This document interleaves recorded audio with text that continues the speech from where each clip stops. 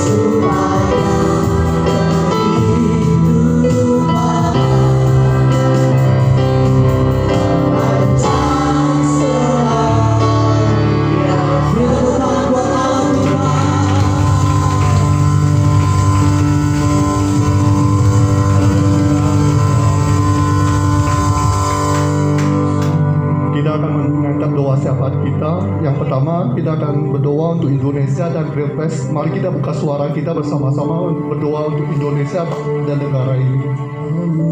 Haleluya Bapa, kami bersyukur dan berterima kasih Tuhan. Engkau berikan negeri yang baik Tuhan, yang damai Tuhan. Kami mau memberkati Indonesia Tuhan.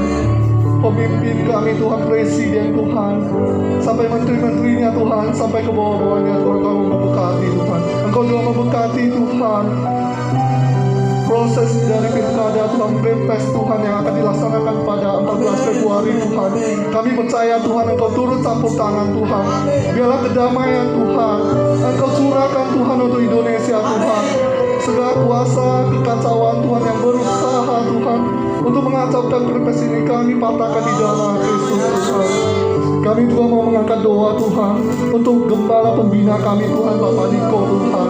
Engkau yang berkati beliau Tuhan, Pak Niko Tuhan, dan keluarganya Tuhan, dan semua pelayan-pelayan yang berada di bawah naungannya Tuhan, Engkau berkati Tuhan. Kami juga berdoa Tuhan untuk Gembala Rayon 3 Tuhan, Gembala Kasub 3I Tuhan. Engkau yang memberkati mereka Tuhan, Engkau yang memakai mereka Tuhan, talenta-talenta mereka Tuhan, Engkau terus pakai Tuhan, Engkau terus kembangkan Tuhan. Biarlah Tuhan unity Tuhan ada di Gembala-Gembala Rayon Tuhan, Gembala Kasub 3I Tuhan. Kami juga berdoa untuk Gembala Atalia Tuhan. Engkau yang memberkati Pak Anton Tuhan dan istrinya Cieni Tuhan, juga para pelayan-pelayanmu Tuhan di gereja Akagia Tuhan, Engkau berkati Tuhan. Mereka setiap hari Tuhan mendukung kami dalam doa Tuhan. Kami juga berdoa Tuhan untuk Siti Pak Tuhan. Engkau berkati Gembala Siti Pak Tuhan, jadi Pak Apri dan istrinya Tuhan beserta anak-anaknya Tuhan. Para pelayan-pelayanmu Tuhan yang ada di Siti Pak Tuhan, Engkau berkati Tuhan. Kami mau membawa Siti Pak ke dalam tangan-Mu Tuhan, dari Tol A sampai Tol H Tuhan. Siti Garden Tuhan dan sekitar Siti Pak Tuhan ke dalam tangan-Mu Tuhan.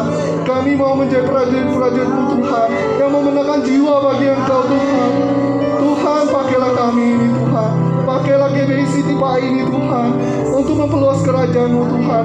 Biarlah hati kami ada unity Tuhan, ada damai sejahtera Tuhan, ada roh yang saling mengampuni Tuhan.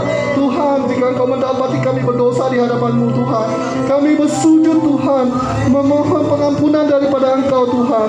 Engkau juga berkati Tuhan hamba-Mu yang akan menyampaikan firman-Mu pada hari ini Tuhan. Engkau yang pakai dengan luar biasa Tuhan. Kami mau serahkan Tuhan doa-doa kami ke dalam tangan-Mu Tuhan, keluarga kami Tuhan, dan semua anggota keluarga kami yang belum percaya, kami mau panggil di dalam nama Yesus. Engkau selamatkan. Haleluya, amin. Puji Tuhan, silakan duduk Bapak Ibu dan Saudara yang terkasih dalam Kristus Tuhan. Puji Tuhan. Baik, saat ini kita masuk dalam pembacaan Mazmur pasal 91 ayat 1 sampai 16. Mazmur 91, dalam lindungan Allah. Orang yang duduk dalam lindungan yang maha tinggi dan bermalam dalam naungan yang maha kuasa akan berkata kepada Tuhan, tempat perlindunganku dan kubu pertahananku, Allahku yang kupercayai. Sungguh, dialah yang akan melepaskan engkau dari jerat penangkap burung, dari penyakit sampar yang busuk. Dengan kepaknya ia akan menudungi engkau, di bawah sayapnya engkau akan berlindung. Kesetiaannya ialah perisai dan pagar tembok. Engkau tak usah takut terhadap kedahsyatan malam, terhadap panah yang terbang di waktu siang, terhadap penyakit sampar yang berjalan di dalam gelap, terhadap penyakit menular yang mengamuk di waktu petang. Walau 1000 orang rebah di sisimu dan 10.000 di sebelah kananmu, tetapi itu tidak akan menimpamu. Engkau hanya menontonnya dengan matamu sendiri dan melihat pembalasan terhadap orang-orang fasik. Sebab Tuhan ialah tempat perlindunganmu, yang maha tinggi telah kau buat tempat perteduhanmu. Malapetaka tidak akan menimpa kamu, dan tulah tidak akan mendekat kepada kemahmu. Sebab malaikat-malaikatnya akan diperintahkannya kepadamu untuk menjaga engkau di segala jalanmu.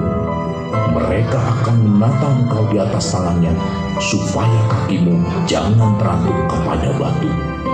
Singa dan ular tedung akan kau langkahi. Engkau akan menginjak anak singa dan ular naga. Sungguh hatinya melekat kepadaku, maka aku akan meluputkannya. Aku akan membentenginya, sebab ia mengenal namaku. Bila ia berseru kepadaku, aku akan menjawab. Aku akan menyertai dia dalam kesesakan. Aku akan meluputkannya dan memuliakannya. Dengan panjang umur akan kukenyangkan dia, dan akan kuperlihatkan kepadanya keselamatan daripadaku. Puji Tuhan, berikan tepuk tangan buat Tuhan kita. Puji Tuhan. Bapak Ibu, sekali lagi saya ajak kita semua bangkit berdiri, dan mari kita perkatakan 5 arti Pentakosta ketiga.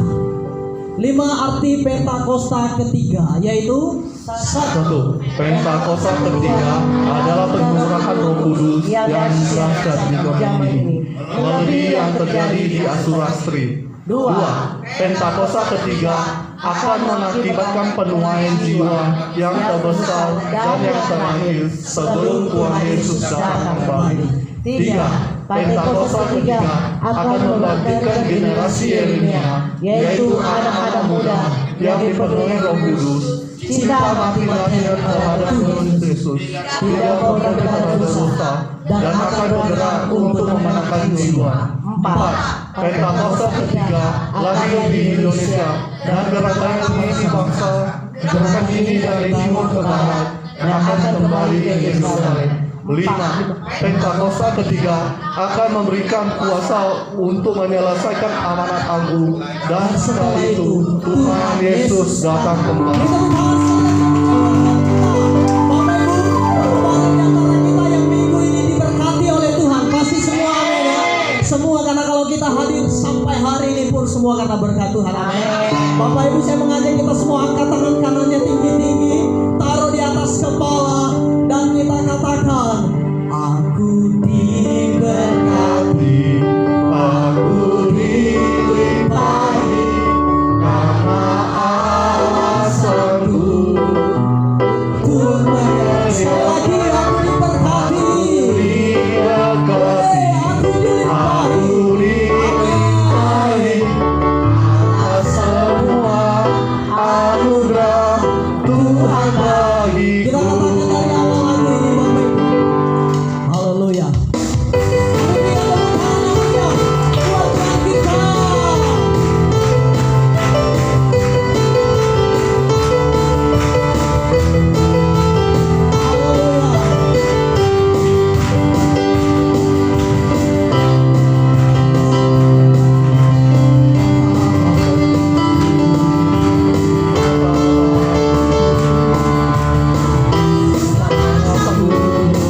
Limpahkan segalanya dan anugerahnya sangat besar bagiku. Aku diberkati, aku dilimpahi karena Allah sanggup menyediakan. Aku diberkati, aku dilimpahi atas semua anugerah Tuhan bagiku. Dan semua katakan, kasih setiamu nyata bagiku.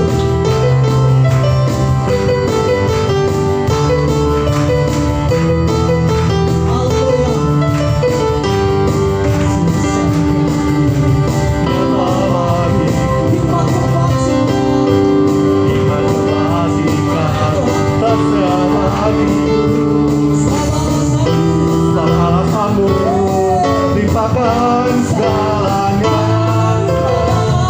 dan anugerahnya sangat besar bagiku.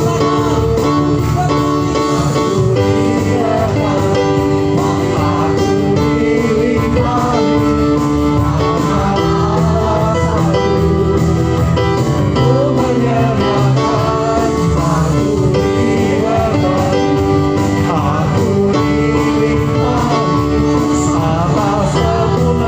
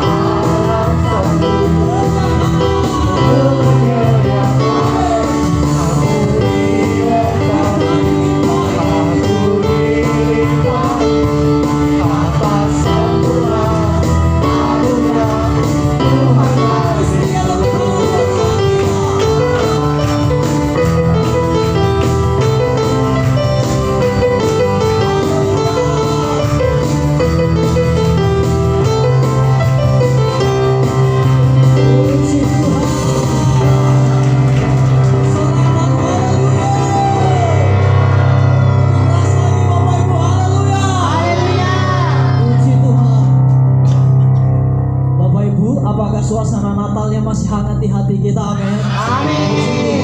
Kita nyanyikan glory bagi Dia. Amin. Puji Tuhan. Kami bertemu hal yang paling terbaik buat Tuhan kita. Haleluya.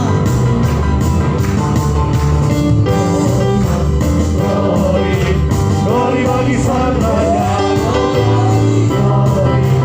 Glory bagi Sang Raja. Glory bagi Sang Raja. Sama-sama kita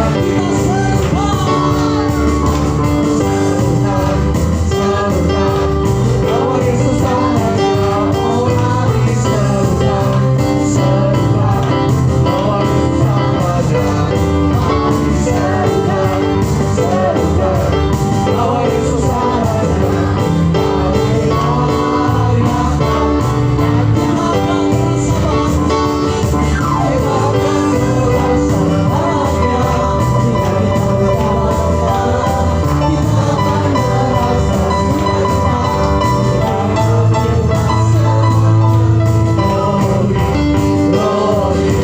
Glory bagi Sang Raja. Mari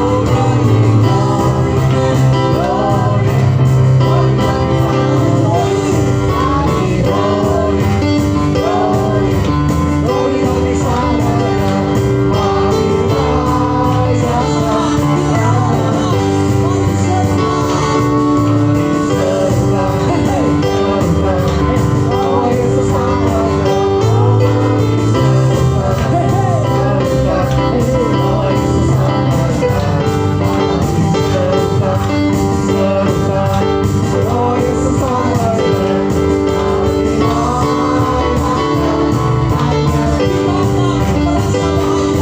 Kita akan merasa bahagia. Jiwa kita bahagia. Kita akan merasa sukacita. Kita semuanya. Glory, glory bagi Sang Raja. Oh glory, glory, glory, glory bagi Sang Raja. Glory, glory bagi Sang Raja. Mari rayakan, mari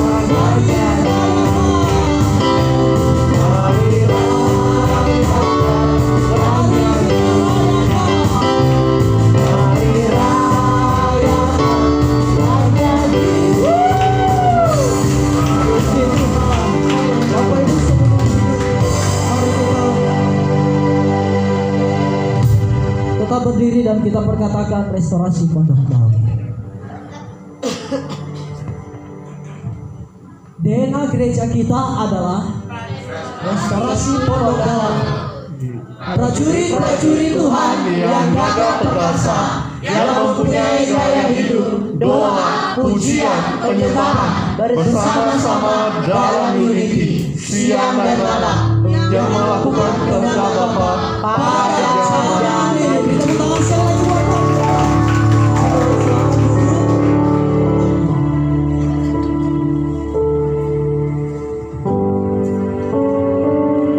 Bapak terima kasih. Anugerah dan pertolongan Tuhan atas kami. Sampai ini kita mau dengar Tuhan bersabda lewat hamba. Kita mau persiapkan hati pikiran kita. Mari kita siapkan tanah hati yang paling subur buat benih firman Tuhan.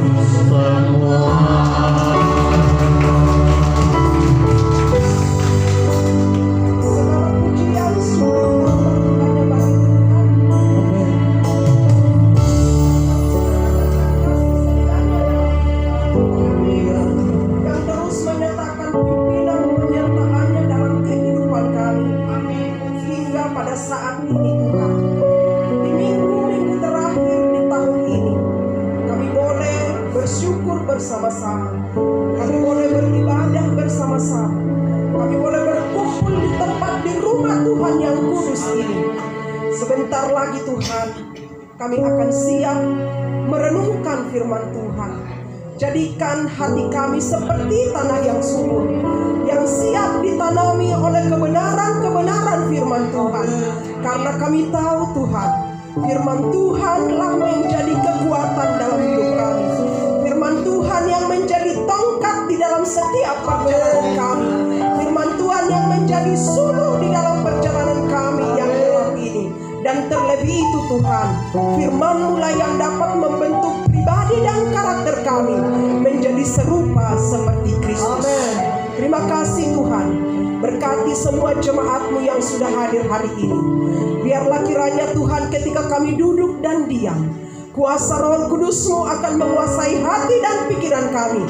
Tidak ada satu hal pun yang akan mengganggu kami, mencuri kemuliaan Tuhan daripada kamu.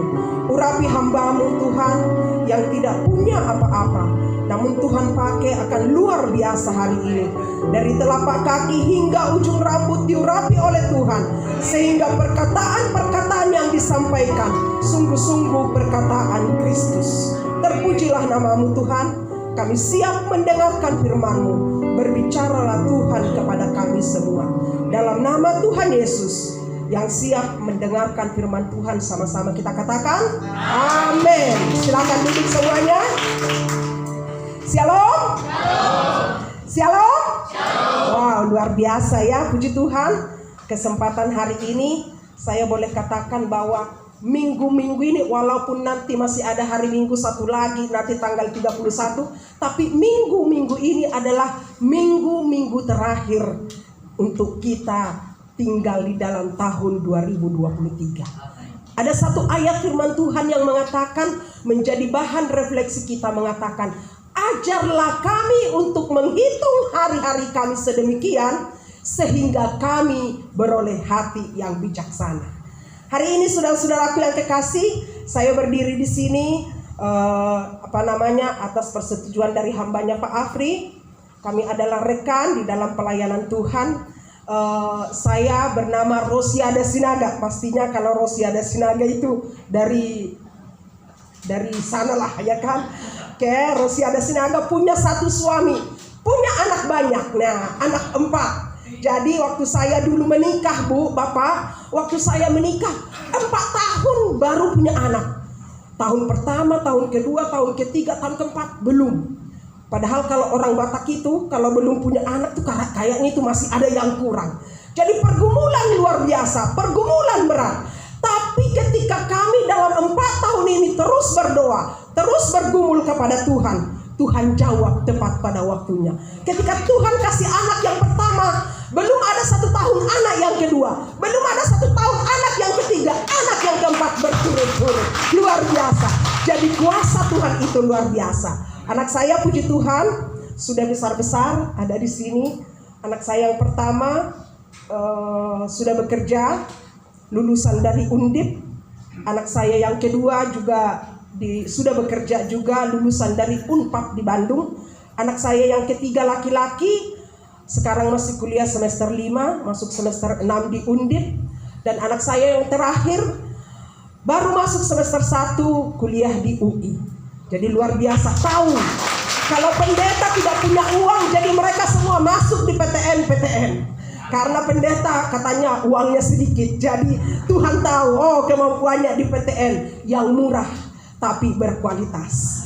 Oke, demikian perkenalan saya. Saya sebagai kepala sekolah di Sekolah Adulam. Kebetulan di gereja kami, Gereja Betel di dekat dari sini di Karangtengah, di Palembganda Asri 2. Ada sekolah namanya Sekolah Adulam. Sekolah Adulam ini di bawah naungan Kementerian Agama. Nah, masih belum kenalkan kalau ada ternyata sekolah formal tapi di bawah Kementerian Agama. Kalau Islam itu namanya sekolah madrasah. Kalau kita namanya, kalau SD-nya Sekolah Dasar Teologi Kristen. Nah, kalau SMP-nya Sekolah Menengah Pertama Teologi Nah, jadi yang di sana semua muatan formal kurikulum nasional ada, tapi ada kelebihannya. Karena kita di bawah Kementerian Agama ada kelebihannya. Di sana teologi itu ditanamkan. Dari umur sejak dini akan ditanamkan teologi tentang Kristus kepada anak-anak. Supaya nanti kalau mereka sudah besar tidak menyimpang ke kanan dan ke kiri. Jadi saya dipercayakan untuk memimpin sekolah Adulam mulai dari TK, SD sampai SMP. Menjangkau orang-orang Kristen yang tidak mampu sekolah di sekolah Kristen.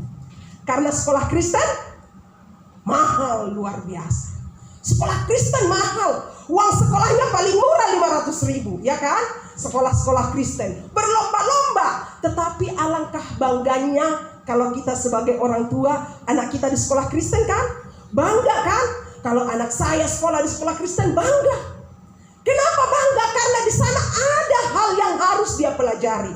Daripada di sekolah negeri kalau di kota kami, di kota Tangerang itu syariat Islamnya sudah berlaku. Jadi tidak boleh ada guru agama Kristen di sekolah negeri.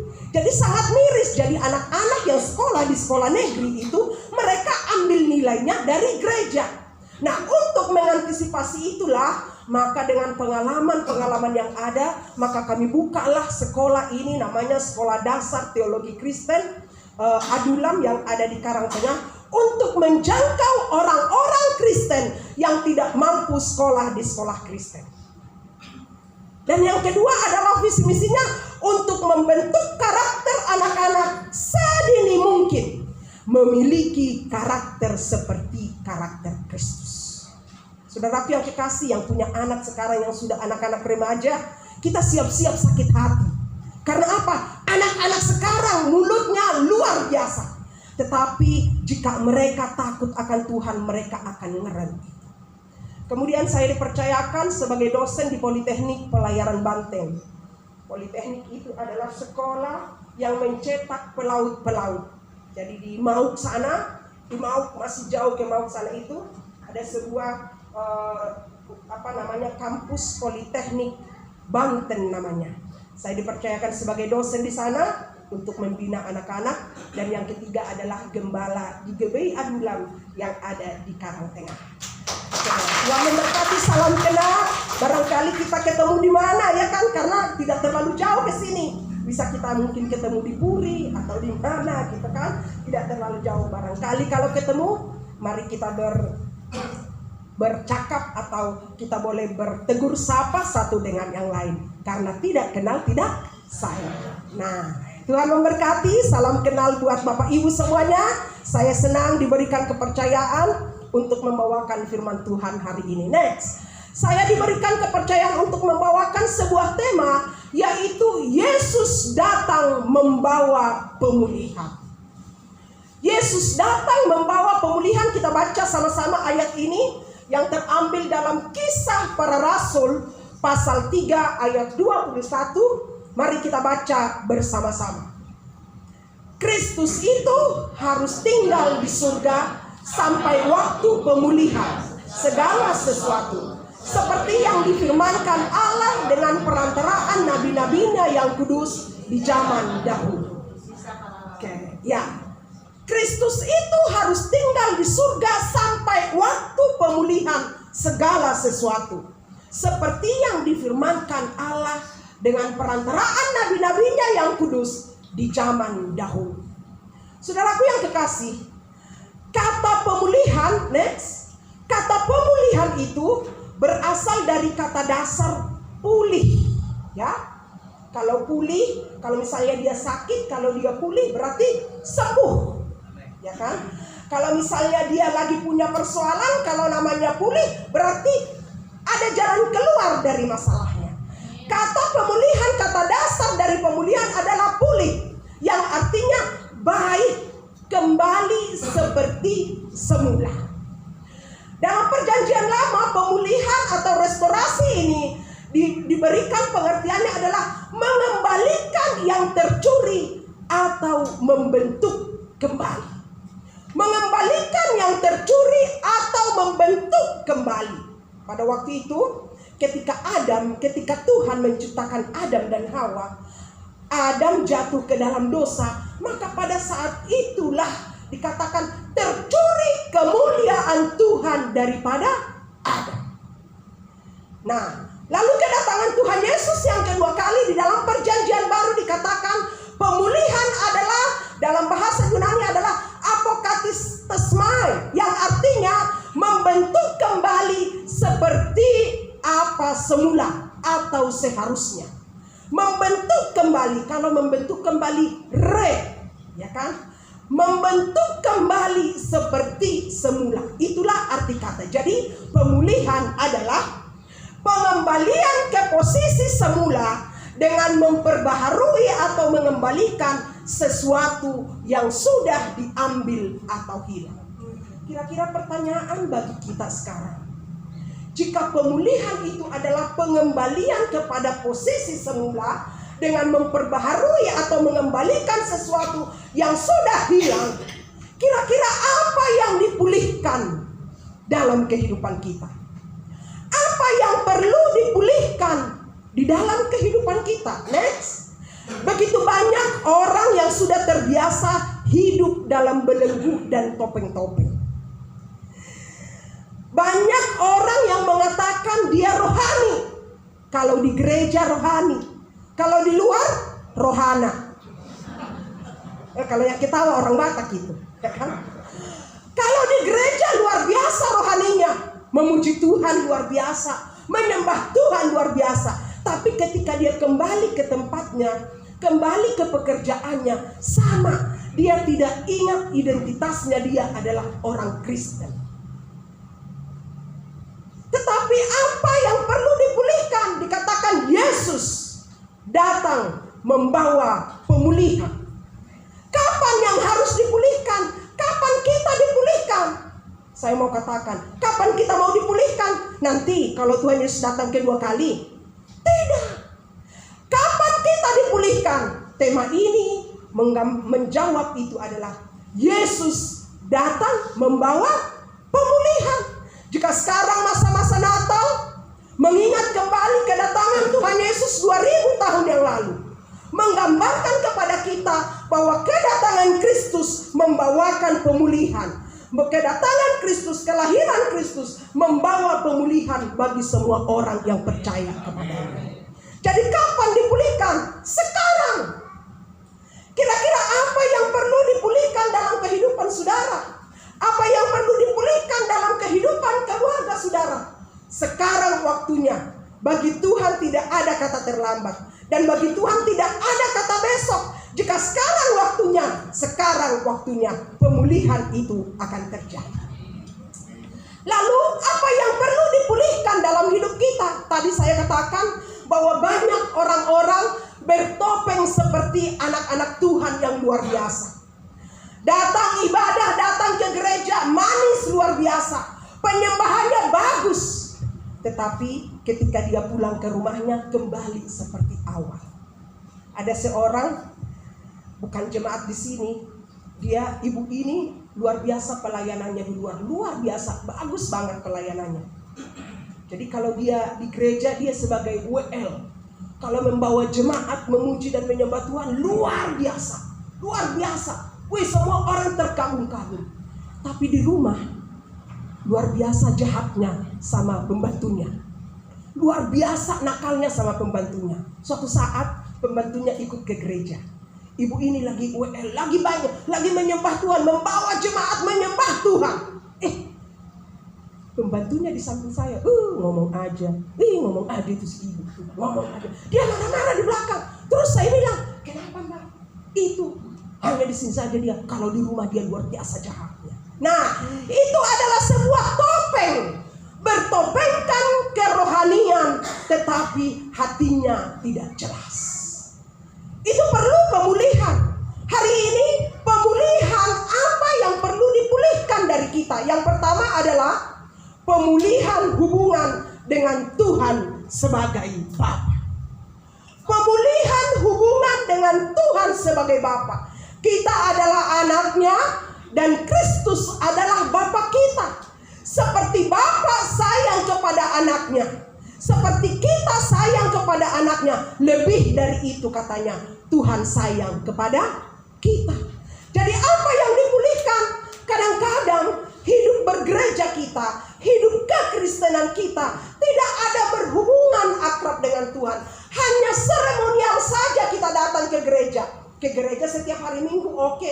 Ada komsel, oke. Tetapi tidak ada intens, tidak ada hubungan yang akrab dengan Tuhan. Maka hari ini, jika engkau mengalami hal yang seperti itu, seperti hampa jadi orang Kristen, seperti hampa gereja setiap hari, datang dan pulang sama saja. Hari ini waktunya Tuhan bilang pemulihan hubungan dengan Tuhan sebagai Bapa kita. Lukas 15 ayat 20 ini menggambarkan atau menceritakan tentang seorang bapak yang punya anak dua. Yang punya anak dua, salah satu anaknya mengatakan, "Pak," karena mereka orang kaya, "Pak, aku mau pergi ke daerah sana, aku minta warisan saya." Ketika dia pergi ke sana, bapaknya memberikan lalu berfoya-foya, dan akhirnya ada sesuatu yang terjadi yang tidak baik dalam hidupnya. Ini menggambarkan pemulihan hubungan dengan Tuhan sebagai Bapa. Lukas 15 ayat 20 mengatakan begini.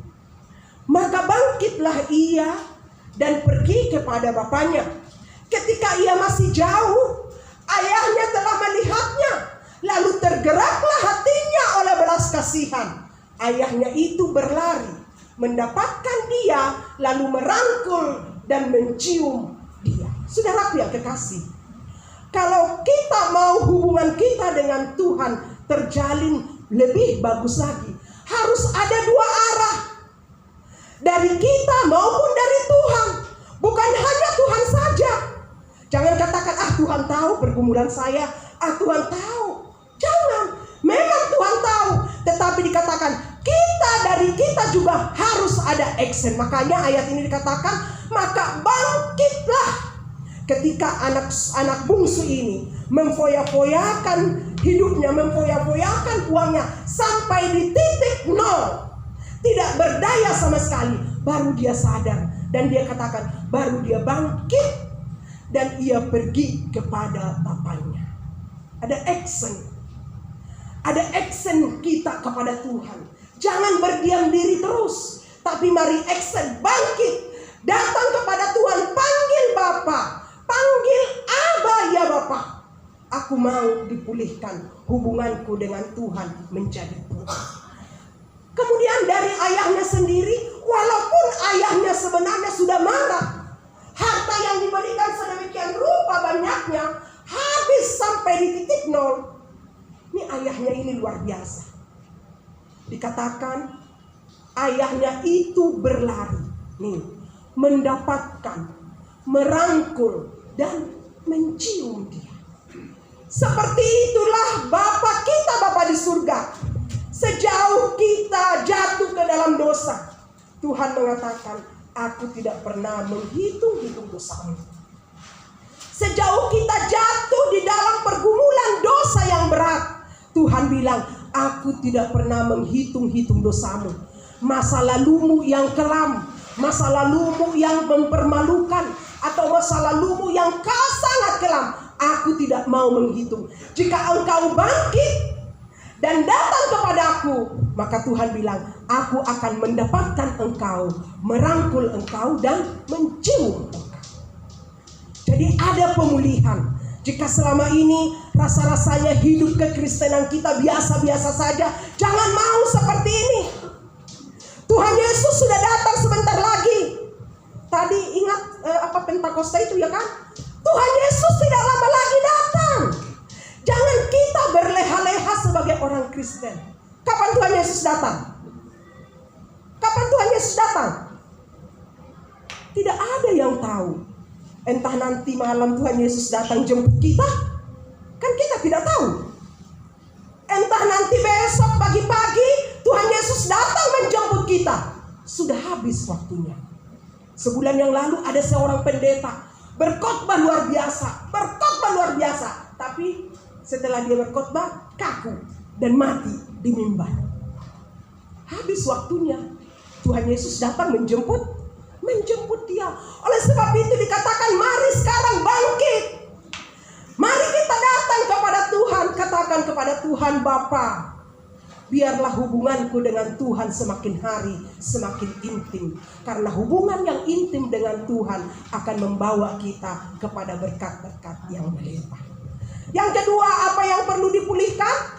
Next, yang kedua adalah pemulihan kemuliaan dan kehormatan. Pemulihan kemuliaan dan kehormatan. Di dalam Lukas pasal 15, masih terus di dalam anak yang hilang ini, anak yang sudah menghabiskan harta benda orang tuanya ini, dikatakan, tetapi bapaknya itu berkata kepada pelayan-pelayannya, ambilkanlah segera jubah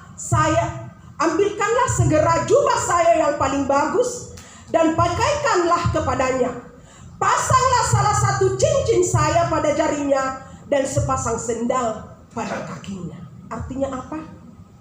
Dia tidak mau anaknya. Padahal waktu itu anaknya bilang, aku akan pergi mendapatkan bapak saya. Kalau bapak saya tidak menganggapnya, biarlah aku menjadi hambanya. Kalau anaknya pun, kalau orang tuanya pun memperlakukan dia menjadi seorang pembantu seperti hamba, dia sudah terima. Karena dia sudah sadar ada kesalahan. Tetapi Tuhan bilang, engkau bukan hamba, engkau bukan pembantu, engkau kuangkat, engkau adalah anak. Artinya apa? Bahwa Tuhan itu menunggu kita. Dia tidak mau kita terus hidup di dalam dosa. Tuhan tidak mau kita hidup terus di dalam kubangan dosa. Tetapi Tuhan mau, ayo kuangkat. Aku punya kuasa yang akan kuberikan kepadamu. Kemuliaan dan kehormatan akan kuberikan kepada kita. Saudaraku yang kekasih, menjadi anak-anak Tuhan, kita adalah bangsa yang terpilih. 1 Petrus 2 ayat 9 mengatakan begini, tetapi kamulah bangsa yang terpilih, imamat yang rajani, bangsa yang kudus, umat kepunyaan Allah. Jadi kita ini milik Tuhan, milik Allah. Kehormatan dan kemuliaan yang dimiliki oleh Bapa itu adalah milik kita juga. Maka Tuhan mau mempercayakan itu kepada kita jika kita mau action, datang kepada Tuhan, dan aku mau datang kepada Engkau. Saudaraku yang kekasih di dalam Tuhan, hari ini waktunya kita katakan, Tuhan, kemuliaan dan kehormatan itu menjadi milikku.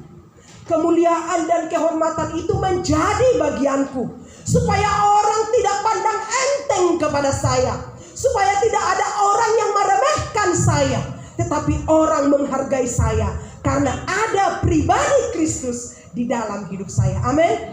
Mau diremehkan? Tidak mau kan? Tidak ada yang mau diremehkan, tetapi semua kita mau dihargai. Tetapi bagaimana kita bisa dihargai kalau kita tidak menghargai orang yang memberi penghargaan itu kepada kita? Bagaimana kita bisa dihargai kalau kita tidak menerima penghargaan atau kemuliaan yang daripada Tuhan? Oleh sebab itu Tuhan mempunyai, Tuhan memberikan kemuliaan dan kehormatan itu diberikan kepada kita.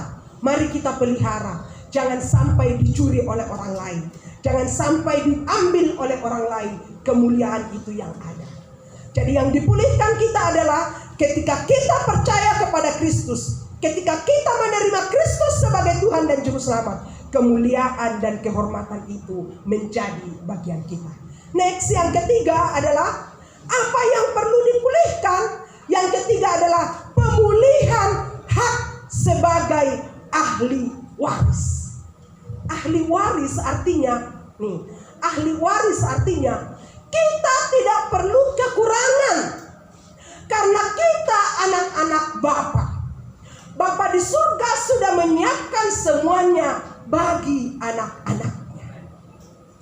Ahli waris, kita nih sebagai orang tua nih berjuang nih, berusaha supaya apa? Nanti kalau saya mati ada sedikit yang akan kuberikan kepada anak saya. Ya kan? Ada orang tua tuh, orang tua nanti kalau mama udah mati ada satu cincin saya nih, kamu ya bagi-bagi sama adikmu. Artinya apa? Memang warisan yang dia miliki itu yang berhak mendapatkan adalah anaknya. Sama seperti Kristus, Allah yang memiliki langit dan bumi, kaya. Makanya di bagian lain Tuhan mengatakan, jangan pernah khawatir tentang hidupmu, karena Tuhan akan memberikan apa yang kita perlukan seturut dengan kehendaknya. Jadi kamu bukan lagi hamba, melainkan anak, kata Rasul Paulus di kitab Galatia. Kamu bukan lagi hamba, melainkan anak. Jikalau kamu anak, maka kamu juga adalah ahli waris oleh Allah. Apa yang dimiliki oleh Tuhan? Surga yang indah, yang menjadi ending daripada kehidupan kita, menjadi milik kita jika kita bertahan sampai kesudahannya. Amin. Kerajaan surga menjadi milik, menjadi ahli waris kerajaan surga jika kita sampai endingnya bertahan terus cinta kepada Tuhan. Pemulihan hak sebagai ahli waris. Saya dan saudara adalah ahli warisnya Tuhan. Maka kita jangan perlu khawatir. Karena apa? Apa yang paling berharga, apa yang kita rindukan atau apa yang kita inginkan, Tuhan akan berikan. Matius 6 ayat 31 dikatakan, Bapa di surga sudah menyiapkan semuanya bagi anak-anaknya. Mazmur 23 dikatakan, Tuhan adalah gembalaku, takkan kekurangan aku. Ia membaringkan aku di padang yang berumput hijau. Aku tidak pernah berkekurangan. Masihkah kita khawatir tentang Kristus? Masihkah kita meragukan akan pemilihan Kristus di dalam hidup kita? Masihkah kita ragu? Tadi pagi waktu saya berkhotbah di gereja, saya katakan begini. Di dalam Alkitab ada kurang lebih 7.000 janji-janji Tuhan. Dan semua itu, semua tergenapi, yes. Makanya di dalam Alkitab, kata yang paling terakhir di kitab Wahyu, pasal terakhir, ayat yang terakhir, kata yang terakhir, akhirnya adalah amin. Amin itu artinya ya dan pasti. Jadi semua janji-janji Tuhan dari Kejadian sampai dengan Wahyu, semuanya yes, semuanya pasti digenapi. Jadi jangan ragu saudara, jangan ragu, terus percaya kepada Tuhan. Teruslah iring Tuhan, sekalipun kita harus sekali-sekali harus mengalami pergumulan-pergumulan yang berat. Sekalipun kita berada dalam lembah kekelaman, jangan pernah berhenti untuk percaya kepada Tuhan. Jangan sekalipun kita berjalan dalam lembah kekelaman, kata Raja Daud, aku tidak akan takut. Tahu artinya lembah kekelaman? Kalau lembah kekelaman digambarkan oleh Raja Daud adalah sebuah lembah yang gelap gulita sekali. Tidak ada siapapun di sana. Di sana sangat menyeramkan. Tetapi Raja Daud mengatakan, ketika aku berada dalam lembah kekelaman, dikatakan tongkatmu akan menopang aku. Di dalam lembah kekelaman yang sangat seram, yang sangat gelap, yang sangat gelap itu, dikatakan ketika Daud ada di lembah kekelaman yang menakutkan, yang menyeramkan, dikatakan Daud mendengarkan tongkatnya Tuhan. Artinya apa? Penyertaan Tuhan di dalam lembah yang kekelaman pun, lembah yang sangat kelam pun, Tuhan hadir di situ. Persoalan apa? Pergumulan apa? Usaha bangkrut, hampir-hampir bangkrut. Keluarga hampir-hampir roboh semuanya. Penyakit hampir-hampir merenggut nyawa. Dikatakan mungkin itu lembah kekelamanmu. Tapi percaya seperti Daud, sekalipun aku dalam lembah kekelaman, aku tidak takut. Sebab apa? Sebab tongkat dan gadamu ada mengikuti aku. Jadi jangan perlu khawatir. Kita adalah ahli kerajaan surga yang sudah ditentukan oleh Tuhan mendapatkan apa yang kita mau. Warisan artinya itu adalah kita punya akses ke bank akunnya Bapa di surga. Kita punya akses kapan saja kita minta, Tuhan sediakan. Tetapi jangan katakan apa saja yang ku minta Tuhan sediakan, bagi orang yang sungguh-sungguh di dalam Tuhan. Bukan bagi orang Kristen. Bukan bagi orang Kristen, dicatat. Orang Kristen tidak semua mendapatkan berkat itu karena dia hanya berstatus Kristen, tapi dia tidak melekat kepada Tuhan. Yang keempat selanjutnya adalah apa yang perlu dipulihkan dalam kehidupan kita. Pemulihan kuasa dan otoritas. Aset dalam kerajaan Allah yang utama bukan benda, bukan barang, bukan materi, bukan rumah, tetapi aset yang paling berharga dalam kerajaan Allah adalah saudara dan saya. Amin.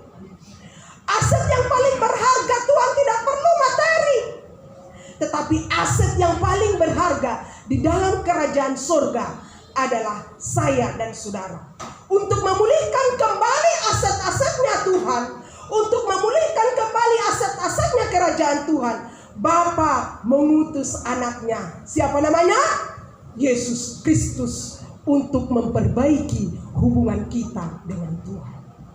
Kalau saya mengajar, saya katakan begini. Jadi waktu Adam berdosa, Allah dan Adam tadinya berkomunikasi lancar. Berkomunikasi lancar antara Adam dan Allah. Adam, kamu di mana? Di sini aku, Tuhan. Tetapi ketika jatuh di dalam dosa, maka hubungan Adam dengan Allah terputus, lama terputusnya. Makanya ada nabi-nabi. Nabi itu artinya apa? Penyambung lidah Allah. Ketika Tuhan mau berbicara kepada manusia, nggak lewat Adam lagi, tapi lewat nabi-nabinya. Setelah masa itu lama sekali masanya, Tuhan katakan, mulai saat ini aku akan mengirimkan seorang anakku yang tunggal, anakku yang kudus. Karena begitu besar kasih Allah kepada dunia ini, Dia mengutus anaknya, yaitu Yesus Kristus. Sehingga hubungan kita dengan Tuhan tidak perlu ada nabi lagi. Hubungan kita, kalau kita berbicara kepada Tuhan, tidak perlu ada penyambung lidah lagi. Kita bisa kapan saja, di mana saja, kita bisa berkomunikasi dengan Tuhan. Karena begitu besar cintanya Tuhan kepada kita. Jadi jangan sungkan-sungkan berbicara kepada Tuhan. Berbicara seperti kepada sahabatmu, berbicara seperti kepada orang tuamu. Karena Bapa di surga sangat cinta kepada kita. Ketika kita percaya kepada Kristus, kuasa dan otoritas itu diberikan kepada kita. Aku memberikan kuasa kepadamu. Untuk apa? Untuk melakukan hal-hal yang luar biasa. Lukas 10 dikatakan, sesungguhnya aku telah memberikan kuasa kepada kamu untuk menginjak ular dan kalajengking, dan kuasa untuk menahan kekuatan musuh, sehingga tidak ada yang akan membahayakan kamu. Jangan takut. Jangan takut kepada manusia. Takutlah kepada Tuhan. Kalau saya mengajar anak kelas 1 SD, saya bilang begini, hei, jangan takut kepada mem. Takutlah kepada Tuhan. Jika mem ada di sini, boleh bicara-bicara banyak, boleh ribut-ribut, tapi kalau mem tidak ada, jangan ribut-ribut. Mereka tahu. Kami selalu setiap hari katakan, jangan takut kepada guru, jangan takut kepada orang tua. Kepada guru dan kepada orang tua ada taat. Tapi takutlah kepada hanya satu nama. Siapa namanya? Yesus Kristus. Jika kita takut kepada Tuhan, maka ketaatan itu menjadi milik kita. Kuasa itu diberikan kepada kita, menginjak kuasa iblis, menginjak ular, sehingga tidak ada yang perlu kita takutkan, sebab Kristus hidup di dalam hidup kita. Amin. Yosua 1 ayat 3 dikatakan, setiap tempat yang akan diinjak oleh telapak kakimu, kuberikan kepada kamu, seperti yang telah kujanjikan kepada Musa. Janji yang luar biasa. Jadi jangan takut ketika Yosua diutus oleh Musa menjadi pemimpin bangsa Israel sampai ke ending tanah perjanjian. Dia masih ragu-ragu. Tetapi Tuhan katakan, setiap tanah yang kamu injak itu menjadi milik kamu. Padahal sebenarnya banyak musuh di sana. Banyak musuh yang harus dihadapi. Tapi kekuatan strong daripada Tuhan, kekuatan daripada Tuhan, dia transfer kepada Yosua. Jangan takut kepada siapapun. Walaupun orang enak itu tinggi-tinggi luar biasa, Jangan takut, sebab setiap tanah yang kamu injak, kuberikan kuasa, kamu akan memilikinya. Kita diberikan kuasa, Bapak Ibu. Diberikan kuasa untuk apa? Berbicara dengan apa? Dengan berwibawa. Kita diberikan oleh Tuhan menjadi berbicara berwibawa. Berikan kuasa menjadi bapak-bapak, menjadi kepala rumah tangga yang bisa memimpin keluarganya. Diberikan Tuhan kuasa kepada ibu-ibu untuk mendidik anak-anaknya sehingga setia dan taat kepada Tuhan. Diberikan kuasa kepada kita untuk apa? Untuk memberikan kemampuan untuk mendidik keluarga kita membawa kepada hal-hal yang benar. Kuasa yang sekarang dikatakan kuasa yang 2000 tahun yang lalu, sekarang masih berkuasa, sekarang masih ada di dalam hidup kita. Setiap orang percaya memiliki kuasa dan otoritas daripada Tuhan Yesus. Lalu kalau semuanya ada pemulihan hubungan dengan Tuhan, pemulihan kemuliaan dan kehormatan, pemulihan hak sebagai ahli waris, dan pemulihan kuasa dan otoritas yang Tuhan berikan kepada kita. Lalu bagaimana caranya supaya aku dipulihkan? Bagaimana caranya supaya aku dipulihkan? Next. Langkah-langkah pemulihan. Yang pertama adalah menyadari kondisi kita saat ini. Lalu ia menyadari keadaannya. Anak bungsu tadi katanya, betapa banyaknya orang-orang upahan Bapakku yang berlimpah-limpah makanannya, tetapi aku di sini mati kelaparan. Menyadari, dia sadar dia sebenarnya anak orang kaya.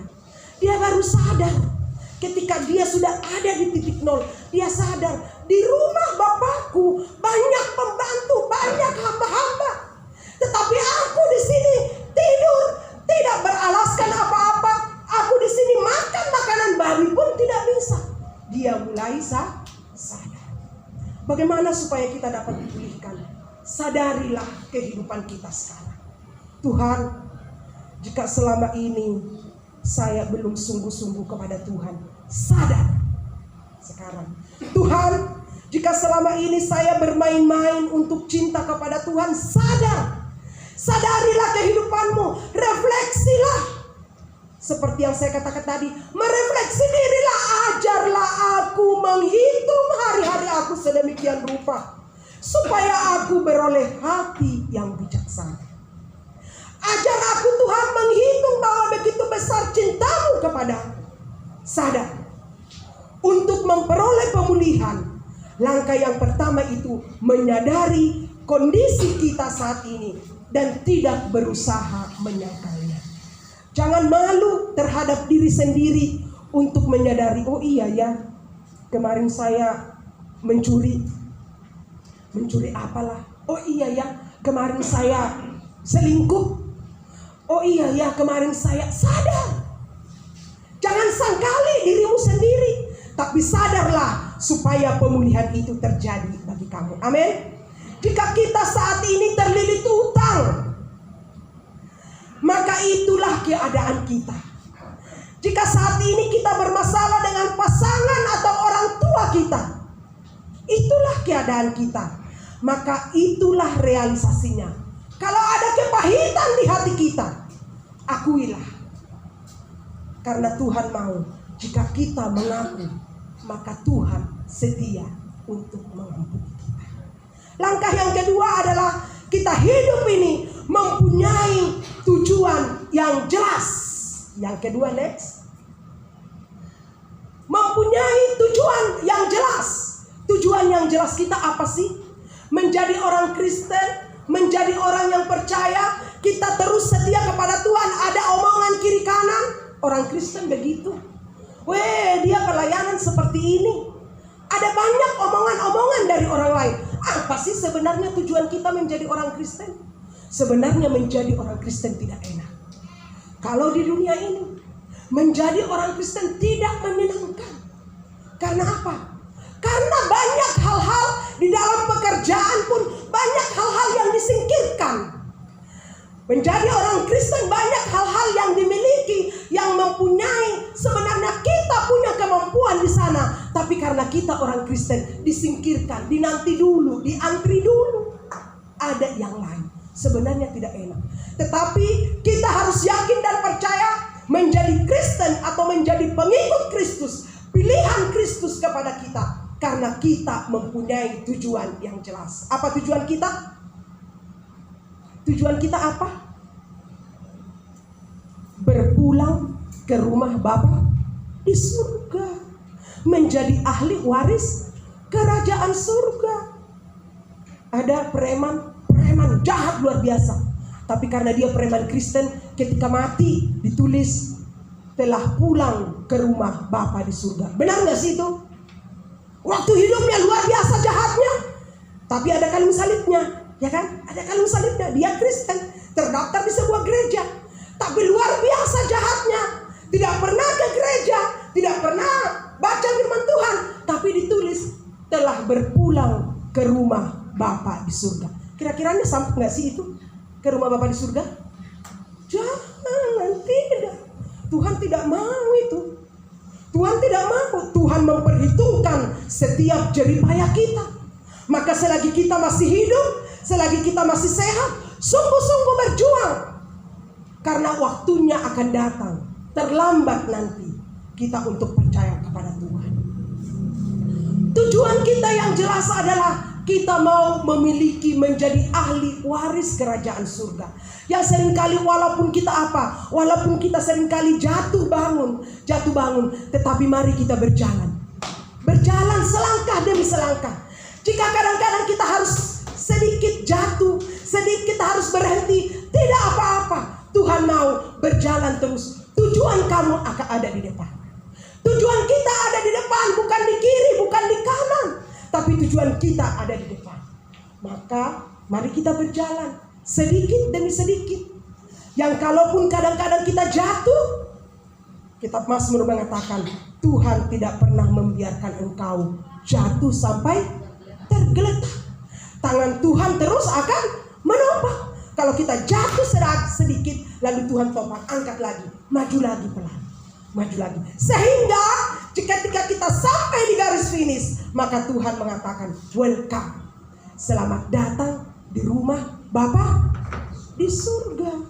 Jangan sampai nanti ditulisannya ditulis telah pulang ke rumah Bapa di surga. Lalu nanti Tuhan bilang, aku tidak mengenal engkau.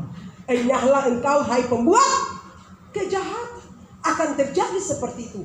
Akan banyak nanti yang akan terkaget-kaget. Karena apa? Karena hal itu. Oleh sebab itu jangan pernah menyimpang ke kanan dan ke kiri. Kita punya tujuan, pandang ke depan. Tujuan kita ada di depan. Tujuan kita bukan di samping, bukan di kanan, bukan di belakang. Tujuan kita ada di depan. Bagaimana bergerak mempunyai tujuan yang jelas. Dengan rendah hati dia mau mengakui dosanya dan menerima konsekuensi dari tindakannya. Yang terakhir adalah bergerak maju. Bagaimana caranya supaya kita dipulihkan? Maju dan maju. Saat si anak bungsu berjalan maju dan melanjutkan hidupnya, hal-hal yang baik terjadi dalam hidupnya. Ketika dia berjalan maju dengan segala rasa malu, dengan segala rendah diri, dia datang menemui ayahnya. Tetap dikatakan endingnya ayahnya memeluk dia dan memberikan hak waris kepada dia. Mungkin ada hubungan-hubungan yang hancur di dalam hidup kita. Mungkin kita meninggalkan Tuhan. Mungkin ada di antara kita yang meninggalkan pasangannya atau meninggalkan anak. Sekarang saatnya bagi kita, mari bergerak maju. Tuhan siap memulihkan kita. Jangan menunggu orang lain menghampiri kita terlebih dahulu. Tuhan menghargai kerendahan hati. Datanglah kepada Tuhan dan kepada orang yang harus kita datangi dengan segenap kerendahan hati, dan Tuhan pun akan memulihkan kita. Jangan tunggu harus pendeta yang datang mendoakan kamu. Jangan tunggu harus kamu curhat kepada pendeta. Kamu curhat kepada Tuhan Yesus langsung juga boleh. Kepada pendeta is okay. Tapi yang paling utama adalah pengakuan kita di hadapan Tuhan, supaya Tuhan memulihkan kita. Di akhir khotbah saya ini, saya akan memberikan satu ilustrasi.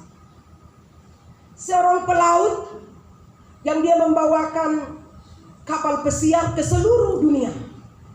Dia pengen seluruh dunia dia jalani. Jadi setiap dia mempunyai peta.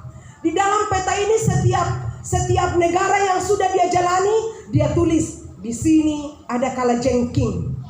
Lalu dia pergi lagi, di sini ada raksasa.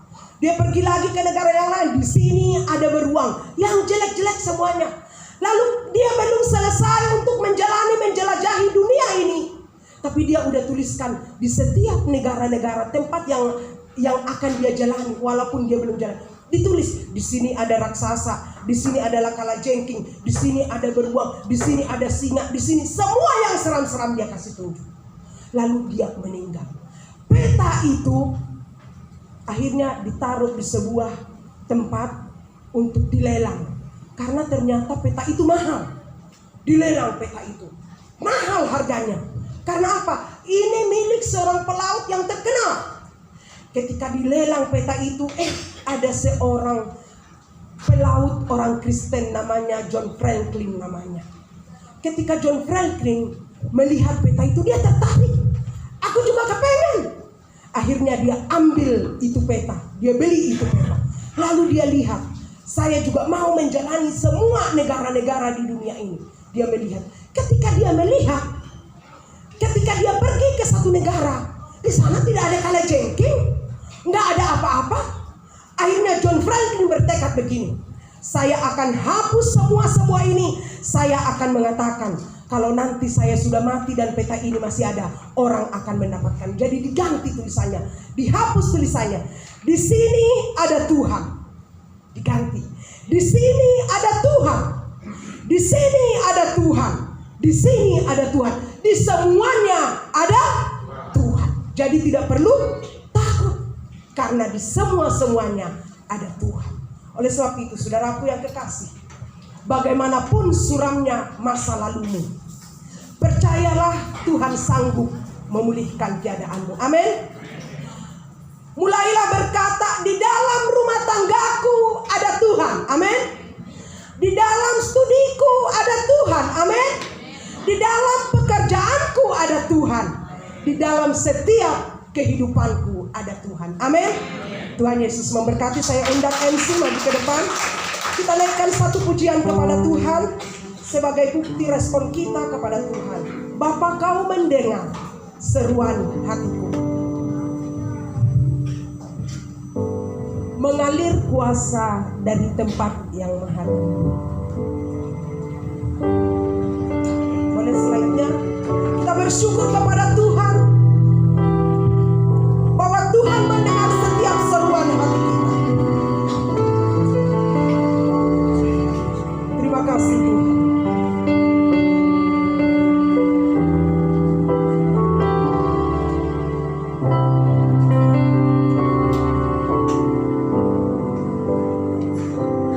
Bapa, Kau mendengar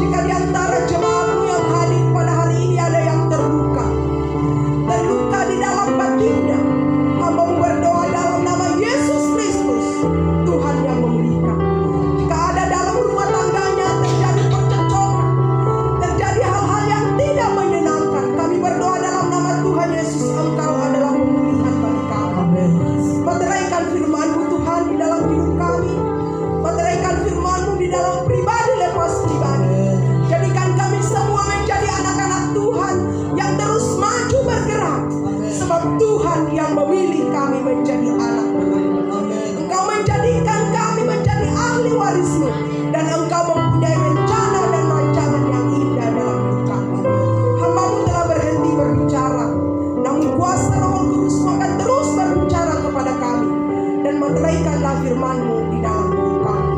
Dalam dan demi nama Tuhan Yesus Kristus yang hidup, kami mengucap syukur dan berdoa. Haleluya. Amin. Silakan berkati, silakan duduk.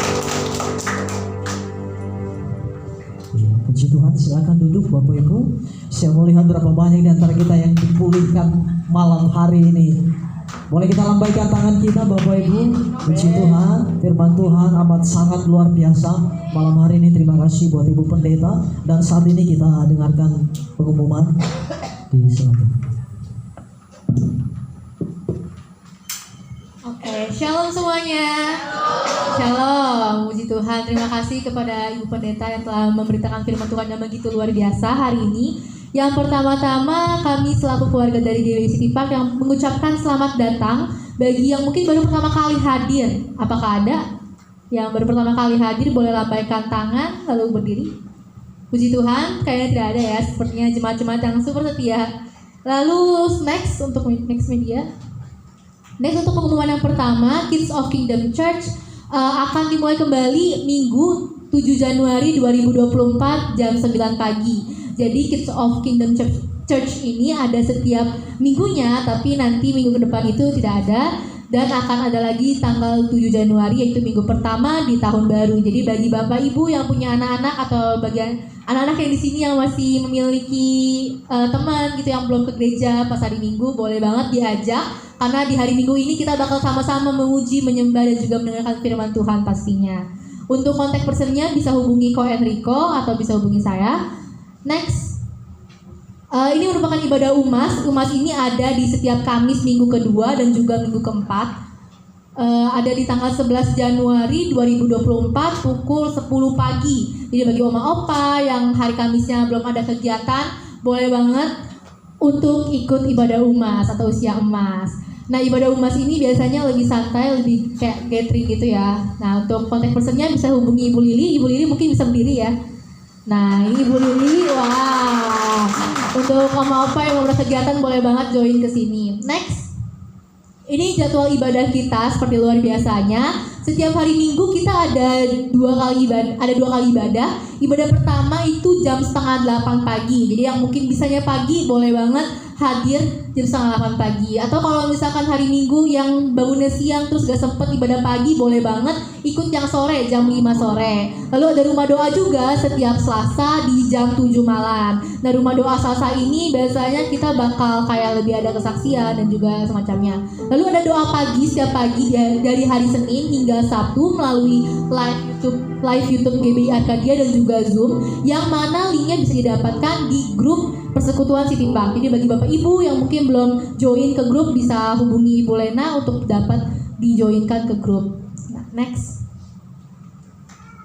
Ini untuk pengumumannya, ibadah Minggu pagi akan mulai kembali tanggal 7 Januari 2024 jam 7:30. Next.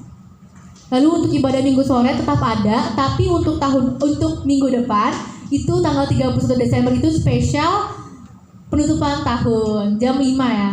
Jam 5. Jadi bagi Bapak Ibu yang mungkin pengen menabur juga, kita ada buka taburan untuk makanan. Nanti kita bakal ada makan bersama. Jadi kalau misalkan Bapak Ibu yang ada tergerak hatinya untuk menabur, boleh banget hubungi Tante Yohana. Tante Yohana bisa berdiri. Nah, ini Tante Yohana. Jadi kalau misalkan Bapak Ibu, saudara-saudara ada yang tergerak hatinya untuk menabur makanan yang nanti juga kita akan makan bareng-bareng, boleh banget ke Tante Yohana. Next. Selanjutnya rumah doa Selasa akan mulai kembali tanggal 9 Januari 2024. Jadi Selasa besok itu nggak ada. Next. Ini merupakan pelayanan dari GBI City Park untuk setiap harinya, kecuali hari Minggu itu ada pendoaan, pemberkatan rumah dan juga konseling. Jadi bagi Bapak Ibu yang membutuhkan 3 pelayanan ini boleh banget hubungi. Lalu dilayani di hari Minggu itu biasanya ada baptisan air, penyerahan anak dan juga peneguhan pernikahan. Jadi mungkin ada yang belum dibaptis, boleh banget hubungi kami agar nanti akan ada dijadwalkan baptisan airnya. Lalu yang dilayani setiap saat itu kedukaan. Bagi Bapak Ibu, saudara-saudara yang membutuhkan jenis-jenis pelayanan ini bisa hubungi Ibu Lenawati selaku sekretariat kami. Ibu Lenawati boleh bangun berdiri? Oke, ini ya. Jadi kalau misalkan butuh pelayanan bisa dicatat nomornya dan bisa hubungi. Next. Nah, God bless you all. Tapi sebelum ditutup, sebelum kita ke persembahan, ada pengumuman tambahan. Jadi di bulan Februari nanti rencananya kita akan ada HMC atau Healing Movement Camp, di mana kita akan sama-sama dipulihkan, dan nanti itu biasanya adanya di hari Sabtu. Jadi bagi Bapak Ibu Saudara-saudara bisa mulai dikosongin jadwal di hari Sabtunya di bulan Februari nanti. Untuk informasi lebih lanjutnya akan diumumkan ketika lebih pastinya. Terima kasih. Tuhan, terima kasih luar biasa. Bapak Ibu, saat ini kita akan memberikan yang terbaik buat Tuhan. Kita berikan persembahan kita kepada Tuhan. Bapak Ibu boleh maju ke depan membawa persembahan. Ada di sebelah kiri Bapak Ibu, ada di tengah, dan ada di sebelah kanan juga. Puji Tuhan. Sebelum kita memberikan persembahan kita, mari kita angkat tinggi-tinggi persembahan kita. Mari kita semua bangkit berdiri, angkat tinggi-tinggi persembahan kita, dan kita berdoa. Bapak, terima kasih untuk setiap anugerah-Mu. Terima kasih buat berkat-berkat-Mu yang telah kami terima. Terima kasih buat kehidupan yang masih Tuhan beri sampai hari ini. Bapak, saat ini kami mau membawa persembahan kami lebih dari apa yang bisa kami bawa malam ini. Tuhan Yesus, ini hidup kami. Kami persembahkan menjadi korban yang berkenan kepada Tuhan, yang hidup bagi-Mu ya Tuhan. Terima kasih ya Tuhan. Kami siap memberi di dalam nama Tuhan Yesus Kristus. Haleluya. Amin. Ku berikan hatiku dan jiwaku, semuanya bagimu di dalam hidupku, di setiap waktu. Nyatakan ku berikan hatiku, ku berikan hatiku dan jiwaku, semuanya bagimu di dalam hidupku, di setiap waktu.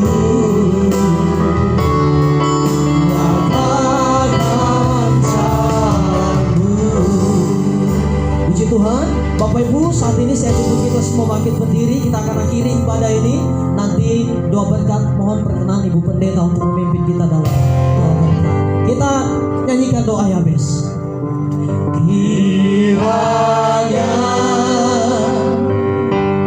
Engkau memberkati aku berlimpah-limpah dan memperluas daerahmu, oh dakilannya, dan kiranya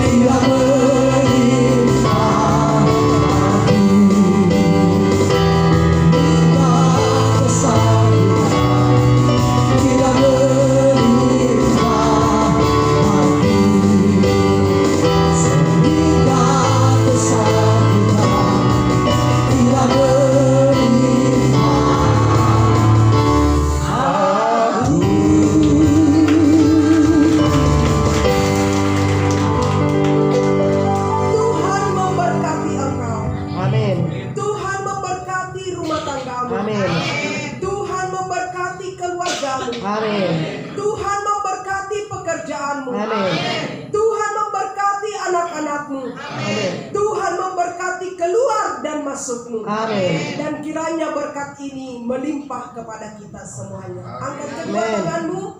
Kiranya kasih karunia dari Allah Bapa di surga, cinta kasih yang tulus yang indah daripada Tuhan Yesus Kristus, serta persekutuan di dalam dan oleh Roh-Mu yang kudus, itulah memelihara kami, memberkati kami, melindungi kami, mulai dari hari ini, besok, bahkan sampai Maranatha, Tuhan Yesus datang yang kedua kali. Amin. Dalam nama Bapa, Putra dan Roh Kudus, kami sudah terima berkat-Mu. Yang sudah menerima berkat, sama-sama kita katakan Amin. Puji Tuhan, silakan duduk Bapak Ibu. Selamat hari Minggu dan Tuhan Yesus memberkati.